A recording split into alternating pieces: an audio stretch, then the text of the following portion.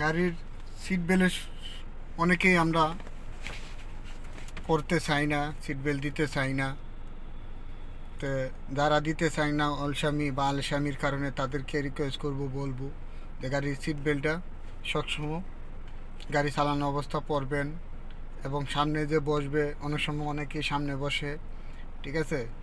বিশেষ করে সব জায়গায় বসার প্রয়োজন পড়ে, বিশেষ করে যখন সামনের আঘাতগুলি একটু বেশি পড়ার সম্ভাবনা থাকে, কারণ সামনে আপনার ড্যাশবোর্ড থাকে, শক্ত হার্ড জিনিস থাকে।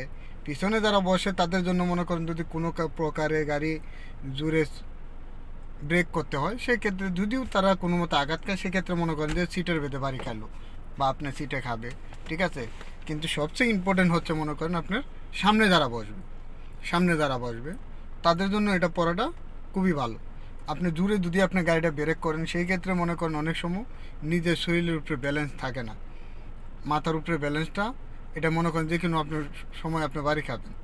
সামনে মনে করেন ড্যাশবোর্ড থাকে, শক্ত স্টার্টিং থাকে, তো মাথায় আঘাত খাওয়ানোর সম্ভাবনা থাকে।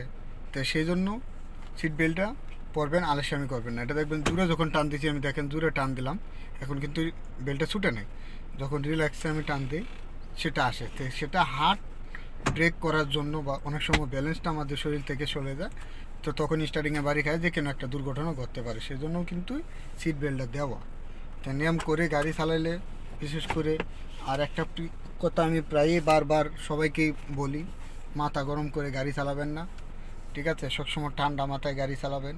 একটা দুর্ঘটনা সবার জন্যই অনেকের জন্য, একটা পরিবারে তো একটা সম্পর্কের সাথে তো একটা পরিবারের অনেক কয়েকজনই থাকে, তো দুর্ঘটনা অনেকেরই জন্য কান্না বহন জীবন চলে আসে। ঠান্ডা মাথায় সেফলি গাড়ি চালাবেন, সবার জন্য এ আশা করি। আর আমি আরেকটা লোগো দেখাচ্ছি, দেখেন, যদি পারেন, অনেক উস্তাদেরা পারেন,